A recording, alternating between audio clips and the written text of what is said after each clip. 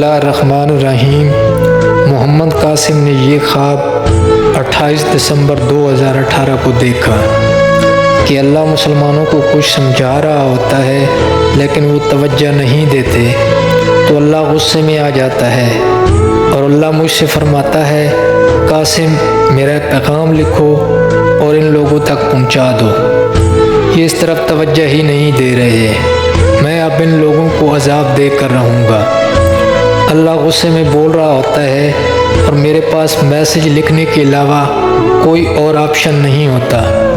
फिर अल्लाह गुस्से में बोलना शुरू करता है और फरमाता है, ला इलाहा इल्लल्लाह मुहम्मद रसूलुल्लाह। इसके बाद अल्लाह कुछ बयान करता है जो मुझे याद नहीं। अल्लाह गुस्से में होता है और गुस्से में बात कर रहा होता है, लेकिन ये गुस्सा मेरे लिए नहीं होता।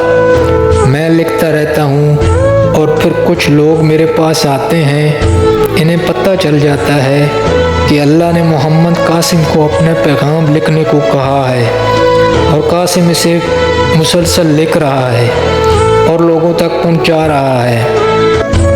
अल्लाह का गुस्सा और गज़ब बरकरार रहता है और मैं अल्लाह के खौफ की वजह से मज़ीद लिखने से डर जाता हूँ। मैं अपने आप से कहता हूँ कि अल्लाह क्यों मुझसे ये पैगाम लिखने को कह रहा है। अब मैं क्या कर सकता हूँ, क्योंकि मेरे पास कोई दूसरा ऑप्शन नहीं है। तब मैं इन लोगों से कहता हूँ जो मेरे पास आते हैं कि जो कुछ भी अल्लाह मुझे बता रहा है वो मैं आपसे बयान करूँगा और आप इसे सिर्फ लिखते रहें। और इनमें से एक कहता है, हाँ ये ठीक है, हम लिखेंगे। अल्लाह ये सब देख रहा होता है और जब वो लोग तैयार हो जाते हैं तो अल्लाह बोलने लगता है और मैं सुनता हूँ और इन लोगों को बयान करता हूँ तो वो लिखते रहते हैं। ये काम बहुत अच्छा होता है। अल्लाह का गुस्सा इन लोगों के लिए नहीं होता। मैं अपने आप से कहता हूँ कि ये लोग काफ़ी हौसलामंद हैं कि उन्होंने ये सब लिखना शुरू कर दिया है। जब अल्लाह अपना पैगाम मुकम्मल कर लेता है तो फिर इन लोगों में से एक कहता है कि जो पैगाम अल्लाह ने बयान किया वो बहुत ही ख़तरनाक और डरावना है, भारत पाकिस्तान के कुछ हिस्से पर कब्ज़ा करेगा। तब मैं इनसे कहता हूँ कि हाँ, लेकिन जब अल्लाह हमारी मदद करेगा तो हम इस इलाके को दोबारा हासिल कर लेंगे। और कुछ यूँ भी होगा कि ज़िलज़िला आएगा और इसके बाद हालात मज़ीद ख़राब हो जाएंगे।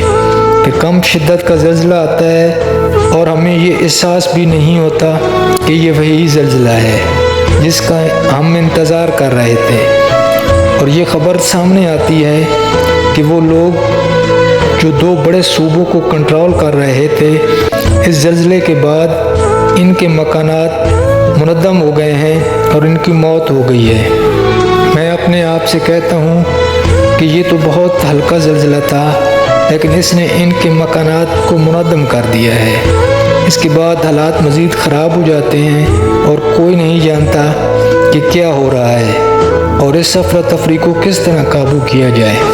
अफरा तफरी हर जगह फैल जाती है और बिल्कुल इसी तरह होने लगता है जिस तरह अल्लाह ने बयान किया होता है और हर तरफ अंधेरा फैल जाता है।